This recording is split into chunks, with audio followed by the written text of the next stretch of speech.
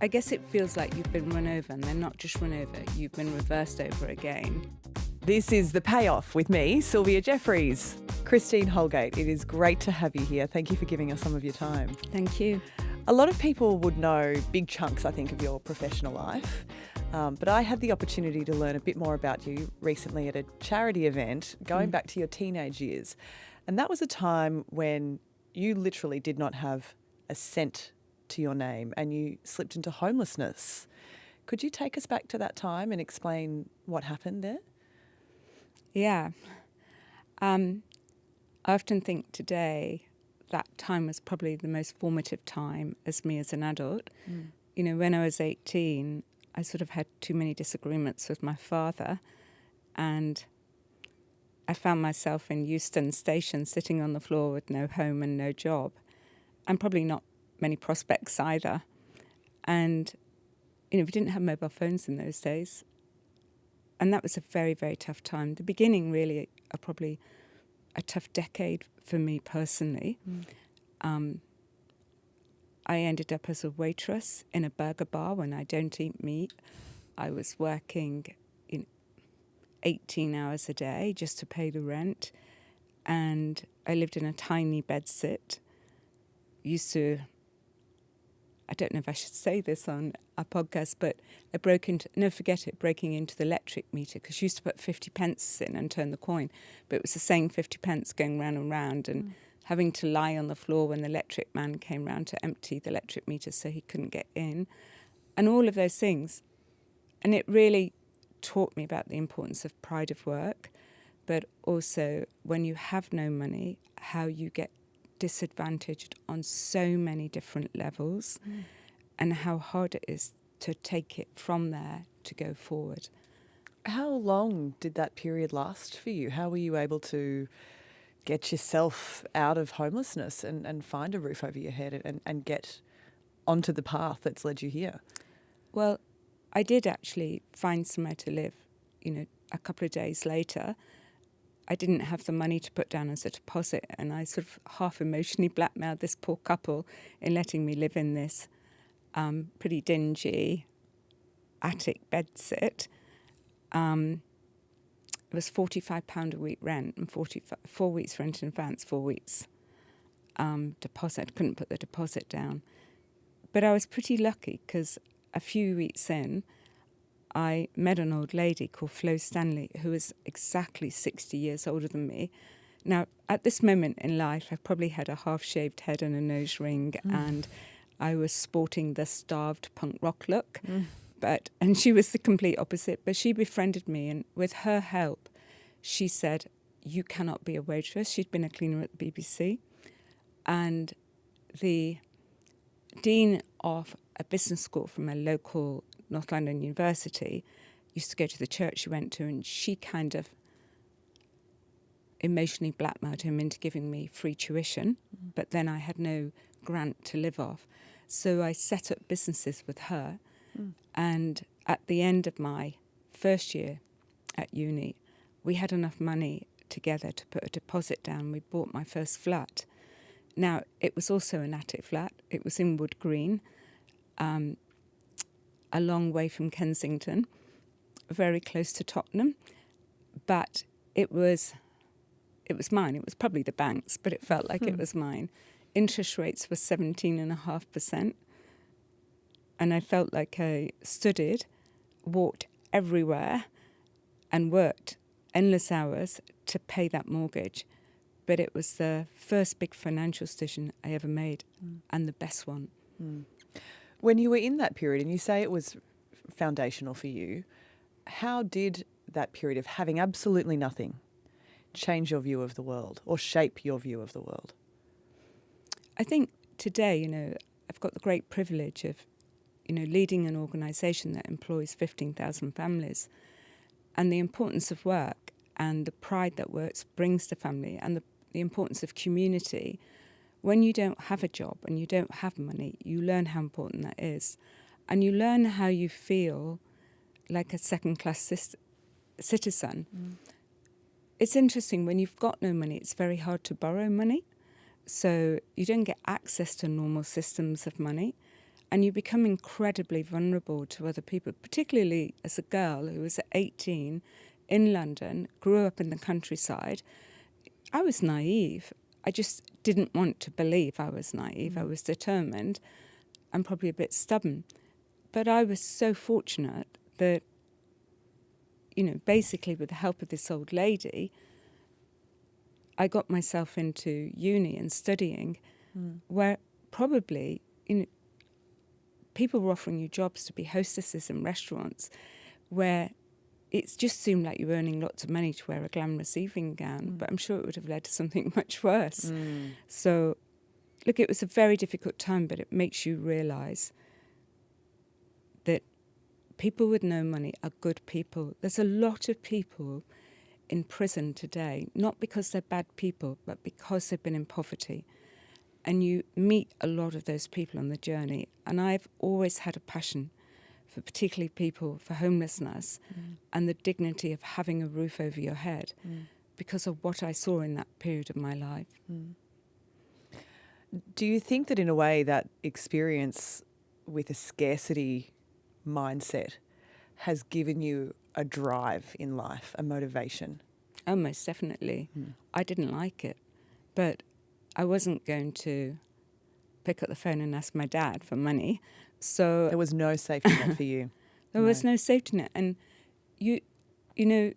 today, young people, they have this double-edged sword of connectivity, which exposes them in some really challenging ways, but does keep them connected in other ways.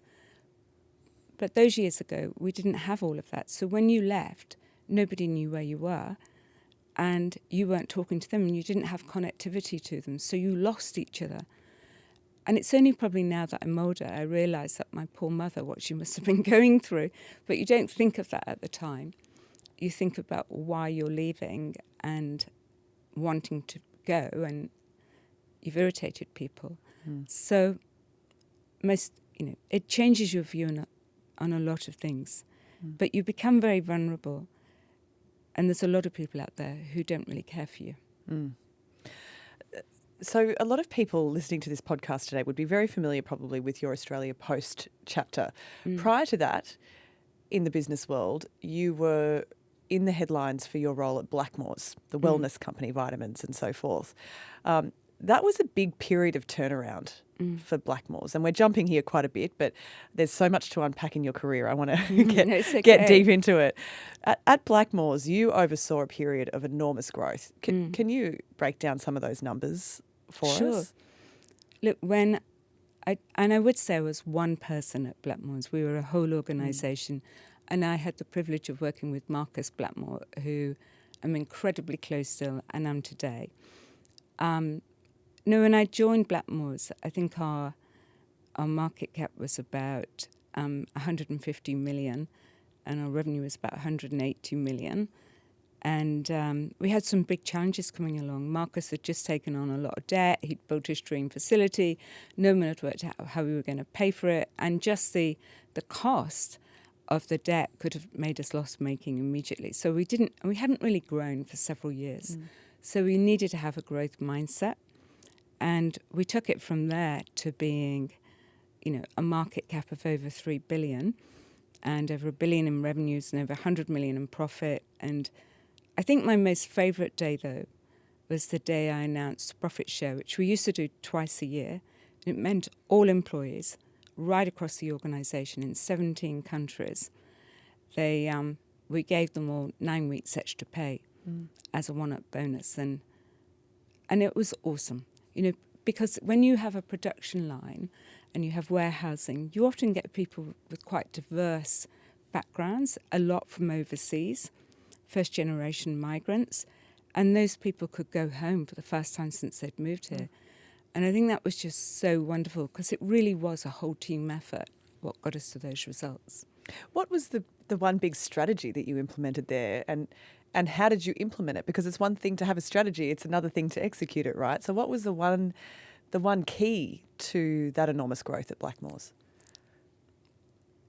In Australia, we're incredibly privileged to live in this country, but we are a country of 27 million people. And there's this massive world beyond our borders. And sometimes we just all compete in this little pond. And yet there's this big world out there. And for natural health, I'd lived in Hong Kong previously, and I remember once getting sick and my EA at the time taking me to a herbalist, which was very typical in Hong Kong and is in China. And yet in Australia, back in 2008, people were still seeing natural health as sort of wokey or quacky or something, and everybody competing against each other. And you can just see there's this massive opportunity just up the road in Asia. Now, the company had been in Asia for some time, but was losing money, and almost every board member but Marcus told me to close it down.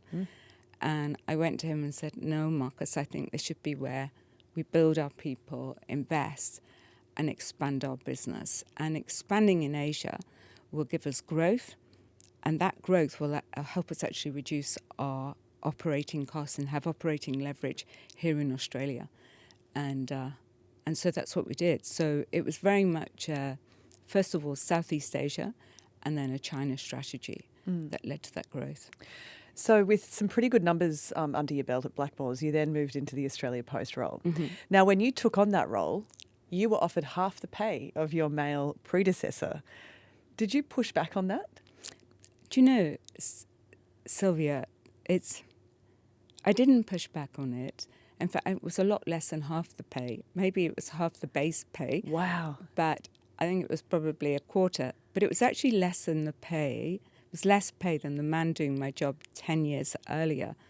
And at the time, I took a 40% pay cut to go and do the job. And I wasn't doing it for money. And after a period of time where they'd had this huge wage scandal, not just with the previous CEO, but with the leadership team, they actually needed someone to go there and lead that business who wasn't going to be going on about their pay. And it was still a fair pay. So I didn't, but I kind of regret that. And I don't regret it because I wanted more money. It was just really, years earlier, I'd worked at JP Morgan, and my boss one day gave me a surprise bonus, which I thought was a mistake in my bank account. He forgot to tell me it was a bonus for something I'd worked on. And when I went in to see him, I was really proud. Oh my God, someone's made a mistake. He said, Christine, you've got to understand that equal pay is about respect. And I should have done it. I didn't do it at the time because it wasn't a driver for me.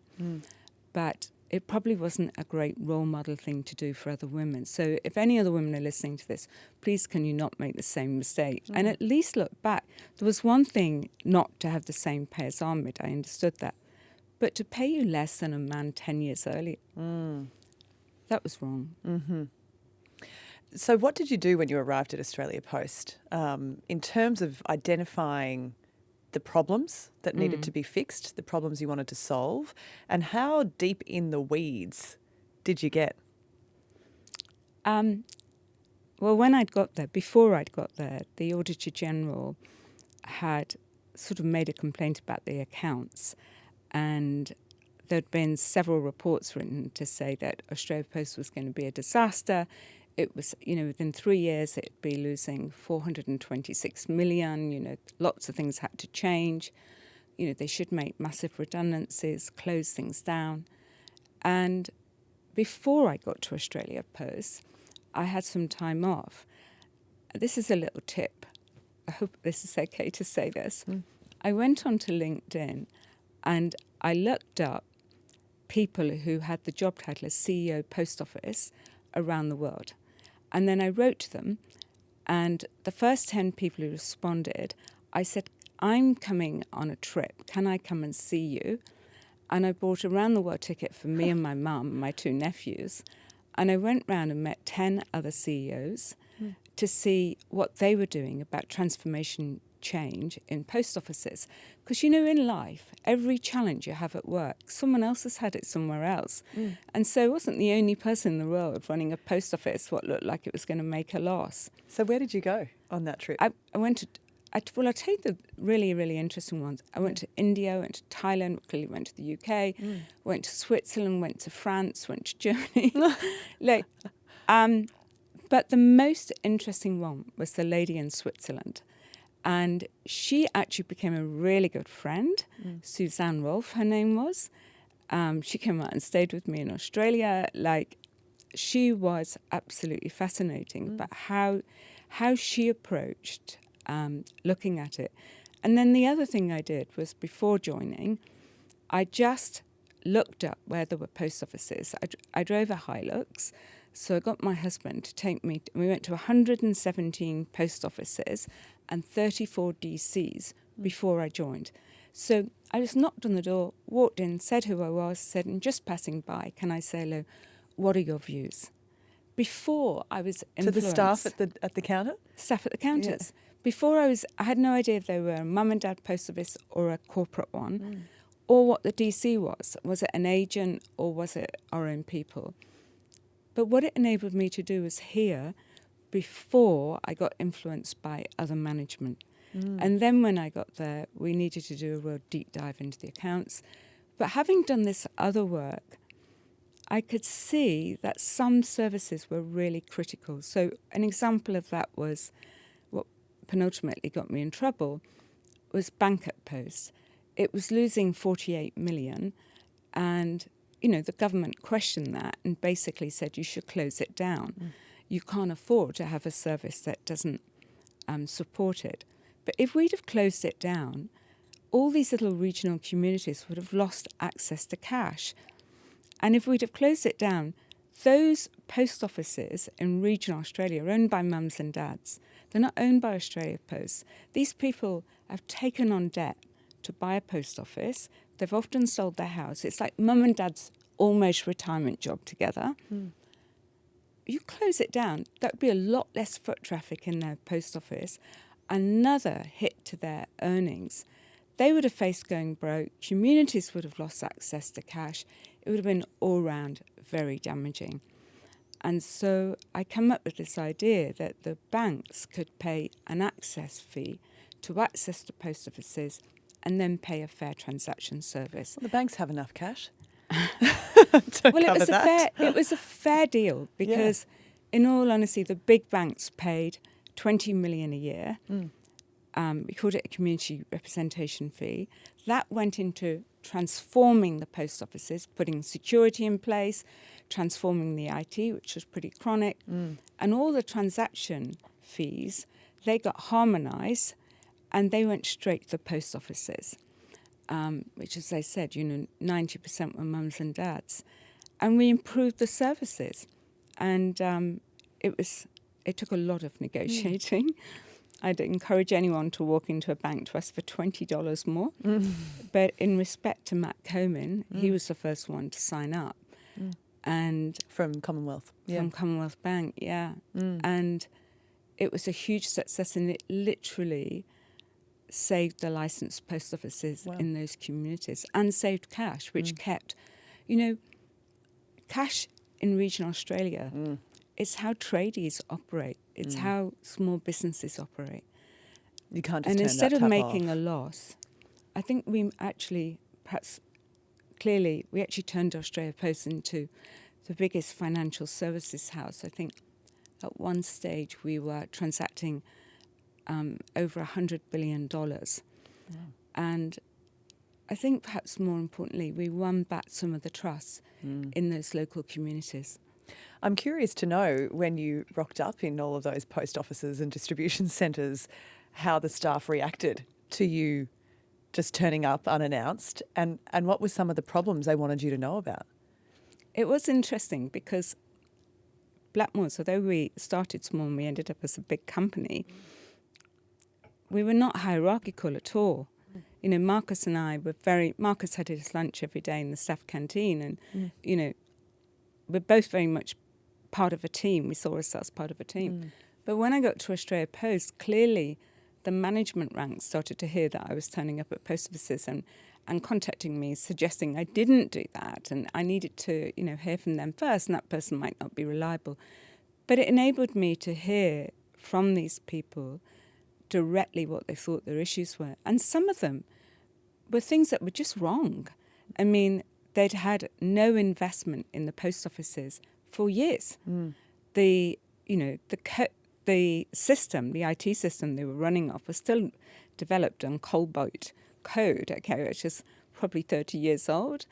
They were seen very much as the poor cousin in the organisation. And even the posties, for them, they could have somebody working here and someone working there doing exactly the same job. Starting time was 5 minutes different, but they'd earn 15% different in pay. So they'd kind of leveraged this rule about what time you started, you got paid 15% less, but it created massive infighting and disharmony. Morale problems. Massive labour turnover issues. So all of those things, you can't build a business. Your people are your brand. You can be the smartest person in the world, but there's only one of you. My view on leadership is developing a strategy which everybody can believe, not everybody, but the vast majority of people can believe in, have contributed to, and then they will go out and deliver it. I mean, that's music to the ears of a lot of people as we're living in an era of cuts. Everyone's squeezing every budget, which means resources, which means people are going out the door. Do you think that a lot of people would push back in your world on that sentiment? They would, but you have to change. If you look at our industry, it has changed dramatically in the 4 years. We've had this company 4 years, 1st of September. And 4 years ago, domestic parcels were booming off the back of COVID and everything else. Retailers have got it really tough in Australia at the moment. Domestic market is down considerably. However, inbound e-commerce into Australia is massively growing. In fact, small parcels coming in by air freight is up 43% in the last 2 years.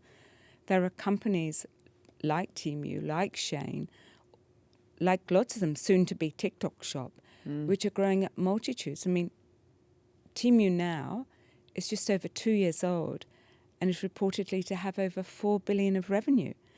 And you think about that and think how young it is. And then you've got an incredible brand like David Jones, which is probably 2 billion of revenue and was formed in 1838. Or even, Channel 9 or lots of big organisations have spent a long time. Legacy companies. And yet you've got these new companies coming in. Now, we have to adapt to say, how do we take all of our experience and assets and adapt to be able to serve this new market so that we can protect and keep our old market. But that does mean you have to get new skills, you have to change some of the people, and some of the people do end up going. But the important thing is you keep the organisation alive and healthy, and you keep it with a pathway to grow and thrive. Now, on Australia Post, of course, a lot of people listening would be familiar with Cartier-Watch Gate, as it was known, the reason for your departure from the organisation. Before we get to how that all played out, if you're comfortable talking about it, I know it's very personal in many ways, but before we do get to that, could you explain where you had got the company, the organisation to right before that happened? What kind of shape was Australia Post in before that whole saga imploded? Let's just put ourselves back to end of October 2020. We had just got through COVID, the worst of COVID. Now, we started COVID not knowing what was going to happen. And for our business, what happened within weeks, we were expected to double the output. Now, if you're a business with a product line of 1 million and you're going to 2 million, maybe you can cope. But if you're a business of 3 billion in parcels and overnight you're supposed to go to 6 billion in parcels to move them, that's one hell of a transformation you have to lead through. The government also made it very clear to me they weren't going to give me any money and I wasn't allowed to lose money, so I had to close down if I didn't have the cash to operate.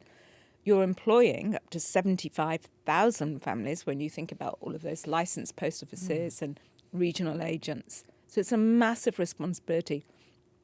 Not only are you keeping all those families alive and fed, you have to serve the nation and serve retail so that doesn't die, and all these households who are at home.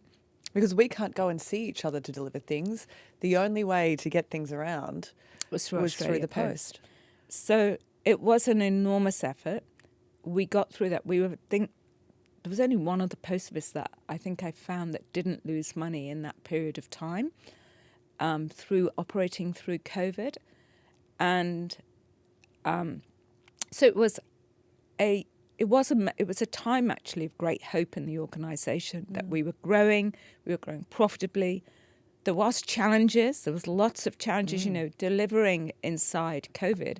If one person got sick in a DC, we had to close the whole place down, sanitize it. We opened 30 new facilities up, brand new facilities, literally in empty warehouses in 3 weeks. Can't begin to tell people, Qantas closed off most of the airline, and our freight was being carried in the belly of their planes. So we set up our own airline service in my back bedroom and basically chartered 18 aeroplanes to get us through. Wow.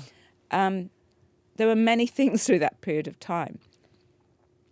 The bank at Post was actually exactly 1 year earlier, and that had again enabled people to have cash right through COVID, without which many families would have really, really struggled.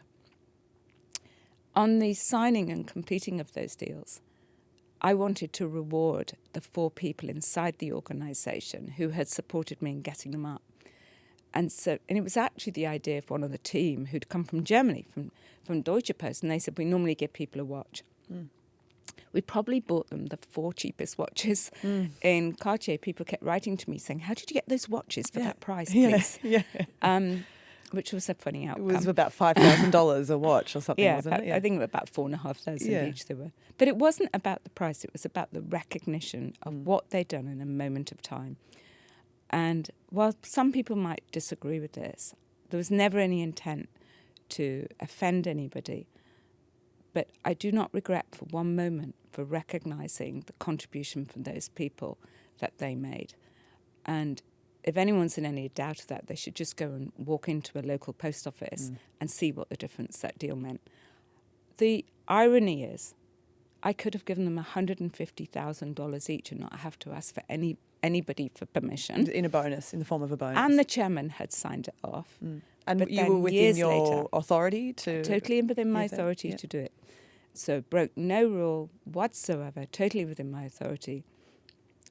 And the irony is that the very thing that saved the backbone, and, the Prime Minister's own party, his treasurer, has supported me in doing, became the thing he chose to attack. Scott Morrison, on the floor of Parliament, when this was all bubbling up in the press, he said if she did not wish to stand aside voluntarily, quote, she can go. How did you react when you heard that? What did you take from that message from Scott Morrison? Well, he was effectively, and it's not his job to be able to do so, by the way, he was constructively dismissing me. And the whole thing only happened on that day, actually. It all happened within about an hour and a half. Somebody asked in Senate estimates how I felt about buying them. Did I think it was a good idea? And it was a real catch-up question, which happens in Senate estimates. Probably in hindsight, I think it was probably a bit more than a setup. But, it wasn't... The general public saw that and often say to me it was disgraceful. What happened in the days later was far worse. How so? They silence you. They tell you you're not allowed to speak to anybody, no one in the company, no customer, no employee. And if you do, they have the right to arrest you because they're going to investigate you. They threaten you with all sorts of different things. And you know what? All of a sudden you are completely... you're completely estranged from everybody you've been working with and everything else. Everything's cut off from you. And you are then, it goes back. You are very much on your own. I was extremely lucky because several good people came out straight away and said, this is nonsense, we're going to help you. One of them, a good Channel 9 person, Eddie Maguire, the president of Collingwood. But lots of others too, an amazing man called Ross Thornton, who said, I'm going to help you clear your name. You can't speak, I will speak. the community post offices, who never at the time had said it to me, but afterwards they actually campaigned Parliament for a Senate inquiry into what happened to me. Yeah. And they came on to Channel 9, actually, and said, please send $5 in an envelope. We'll send it to the Prime Minister to pay for the watches. We want our boss back. And they got 26,000 people to do so. I remember that. So it was pretty awful. You know, all sorts of things happened. They went out of the way to publicly humiliate me. You know, cartoons of a prostitute. There was all sorts of stories about she spent all this money on pot plants, trying to make you out to be Imelda Marcus. But the truth of the matter was, anyone who knew me knew I can't tell one pot plant from another. It was all made up. But they wouldn't correct the stories. In fact, they were being seeded. And probably the more people asked Scott Morrison to apologise and he'd got it wrong, the more it probably annoyed him, and it continued. Do you think he would have been so forceful and taken the same approach if you were a man? No. Why not? I would say every great job I've had has been given to me by a man. I'm married to one. I've got 2 boys I look after, so I'm not anti-white male at all. But unfortunately, he knew attacking a female CEO who just weeks before had been ranked the most powerful female in Australia in the Fin Review. He knew it would create national headlines. It was the same week Robodebt had come out and the 1.6 billion scandal. The same week that came out the 30 million purchase for the airport, which for land which was worth 3 million. And another issue was going to come the next day. You were a helpful distraction. It was a massive distraction. And he knew, you know, he wasn't particularly keen on women in leadership. So I think we've all seen that. I think there was a famous line that he said when, you know, they had the march to Parliament, of which many different women from different parts of society and political backgrounds supported, said not too far from here they would have been hung. So I clearly, hanging me instead, saved his own neck for a period of time. I think what it ended up doing, though, it made rational people question why he would do it. Eventually you were exonerated, so to speak, and you were given a payout, and Australia Post as an organisation expressed regret with how it was all handled. Have you ever heard directly from Scott Morrison? Have you had any communication with him? No. And he did go on to a television programme to say, you know, maybe in hindsight, I'd had a difficult day. You know, I didn't mean to hurt her feelings. If you ask me, that's victim blaming. But I would say, you know, John Howard, who's deeply respected Liberal leader, wrote a book and kind of gave me an apology on behalf of him, which probably meant more to me. But I'm not expecting an apology from him, because if you can't apologise at the time, it's not, apologising to me was not just apologising to me. He owes an apology to all those mum and dads who own those post offices, all the workforce he put through an incredibly difficult time just as we were going into peak. It was irresponsible and it was wrong. He put a black shadow over their brand, which is an outstanding organisation and does an enormous amount of good. And at one stage, he should just say, I'm sorry for what I did. But, you know, it tells you something about somebody when they aren't able to say sorry. I don't know about you, Sylvia, but I've made mistakes. And when I have, and I realise I have, I'm the first to try and apologise. We don't always get it right. You can't. If you're doing things and you're changing things, it's impossible. So I don't hold that against him. I hold against him is how he did it, what he did, and what he continues to do. And this is something that comes with the evolution of a human throughout life. You know you're going to stuff up and you know you're going to fail, but how you address that failure or that mistake, should we say, is really the mark of you as a person, right? Well, you're going to fall over, especially when you're in leadership. But how you get up again and how you treat others, I think, is really, for me, a a bigger measure of that and having some humility in that journey. And I think, I think I've become a different leader actually through that experience. It's taught me a lot about what other people go through and how other people can see things quite differently to what your intent might be. Is there something that you wish people had asked you when you were going through all of that? Is there a different perspective that you obviously wish people probably took a different perspective on things at the time, but was there something they weren't asking you, something that they were missing in that time that may have swayed some of the narrative? Well, I think on the day, when you hear Scott Morrison do it, there's no mention. She gave 4 watches to people who had actually negotiated 225 million investment into the post offices, the largest capital investment into the post office in the history of Australia Post, and saved those regional post offices banking services and access to cash. He doesn't say that.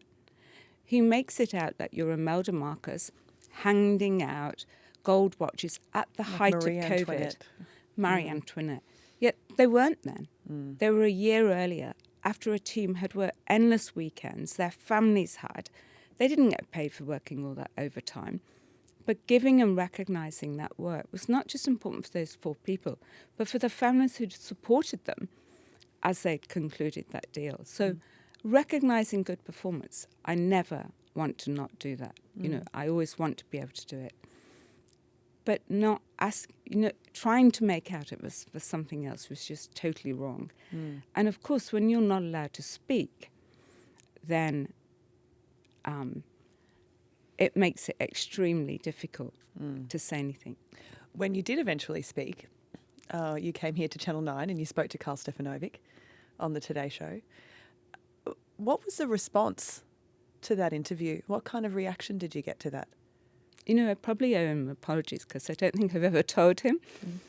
But we had an incredible response. If I said to you, post speaking in Parliament and then just doing 2 interviews, we had over 100,000 people write to me. I would not be exaggerating. And I think the more I spoke about it after that, the more familiar this story felt for other people of being wronged publicly and then being shut down. And it didn't feel so at the time, but I guess the Senate inquiry gave me an opportunity to speak publicly. A lot of people don't get that.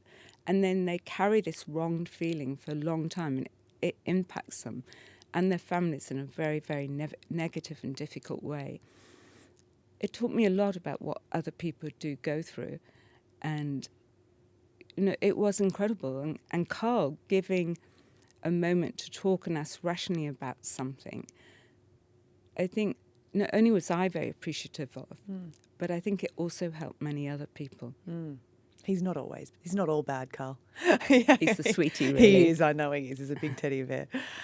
So beyond that, I mean, it was a really intense period for you, and no one can really describe that feeling of being in the eye of a public storm of that magnitude.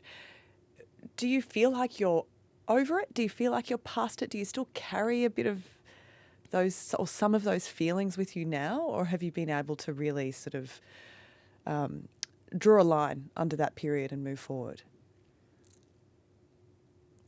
It's an interesting question, and I wish I could answer it really directly.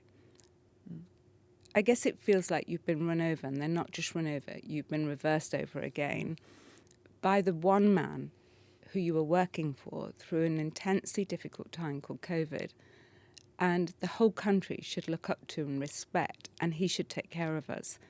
And I didn't just do my job at Australia Post. I co-chaired the trade board at the time for the country and carried on doing so even after what he did to me. So was I disappointed in him? Yes, I was. Do you get over that disappointment? I don't think you totally do, because it's like a car crash. But do you learn from it? And I think, yes, I have learned a lot from it, actually. You learn a lot about leadership and the type of leadership you want to be, but also what you want to work with. So how have you carried that into Team Global Express? This is your new role now, recently appointed to Executive Chair, moving up from CEO, which was only, in June of this That's year, right. I believe, yeah. How have you carried some of those lessons and experiences into this new role?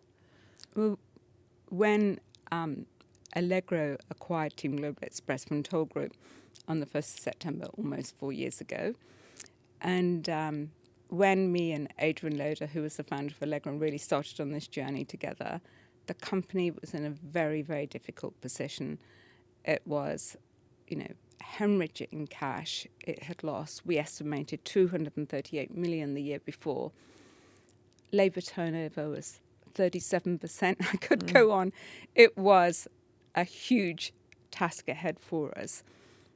But those people had gone through a really difficult time.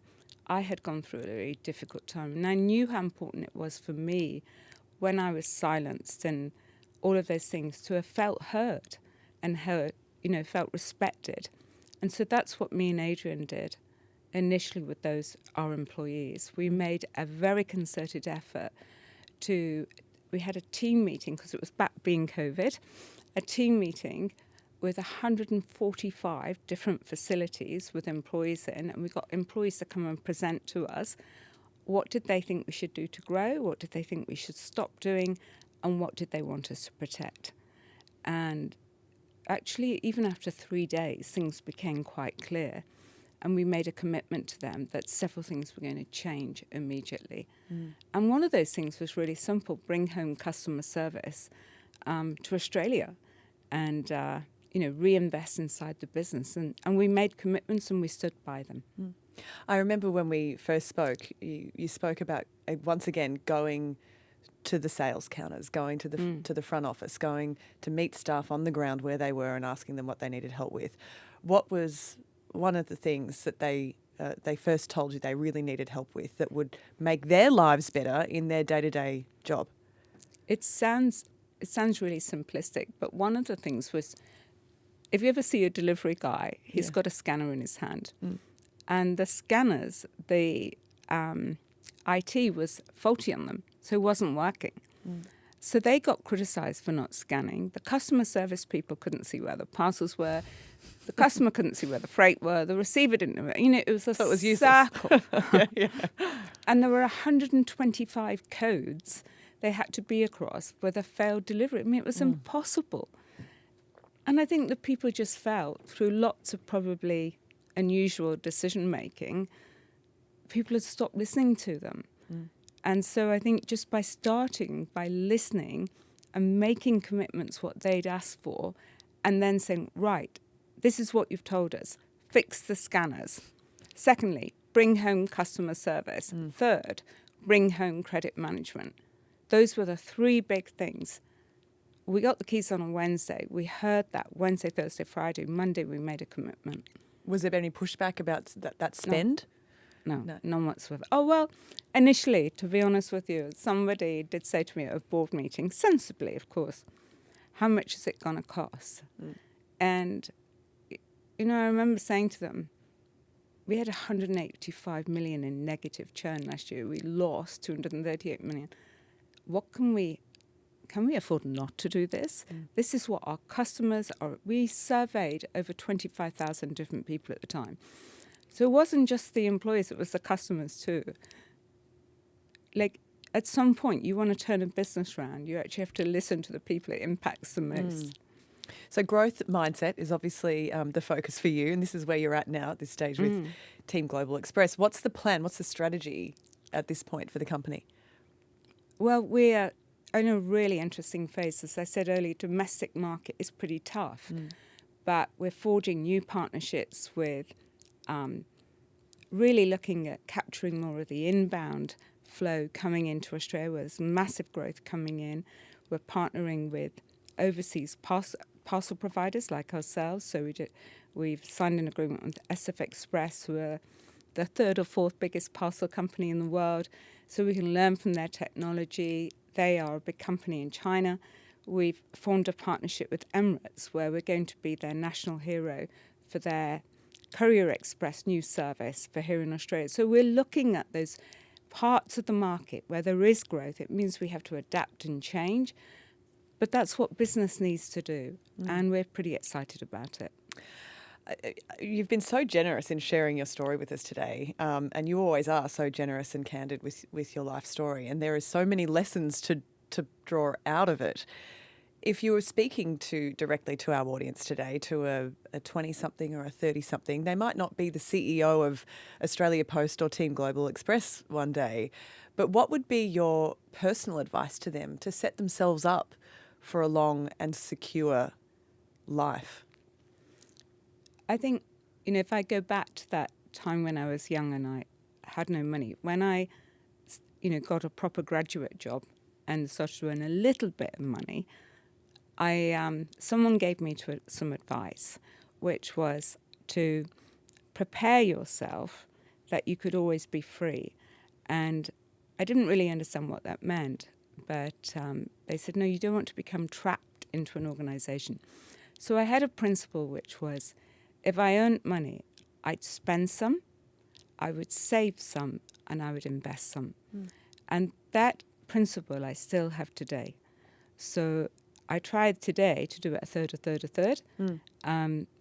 But I think, if I look back from where I am now to where I was then, it's entirely different. And I'm very, very lucky and very privileged.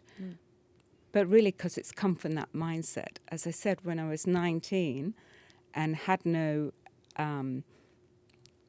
grant to live off, I still saved up running a cleaning business and got my first mortgage. And so I really, really encourage women, particularly, even when you're 19, you're 20, you're 21, you're 22, to start thinking of your long-term goals, because the seeds that you plant then are going to be trees and forests later on in your life.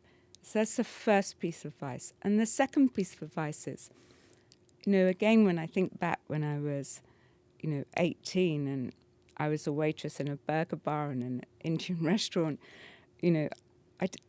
nobody had any kind of faith what was going to happen. There wasn't no belief in me. I didn't want that life. And I thought, damn, I'm going to work hard to get out of it. And there's been lots of moments in my life where there have been setbacks, not just Mr. Morrison. But I think if you really want something, you can be determined. You shouldn't give up on your goal. And you need to remember that sometimes setbacks are not because of you, they're because of somebody else. And you have to question yourself, do you want that other person to define who you are? Or do you want to get up and be the person you want to be? I think particularly women, we're very hard judges on ourselves, and things will happen. It might be a personal relationship. It might be something at work. It will knock their confidence. But I really encourage them, for them to think about, them to write their dreams down and keep focus on that, and don't let other people take it away from them. That is very powerful advice indeed. And we are so grateful for your time, your generosity in being here today and sharing all of that with us, Christine. Thank you so much. Thank you.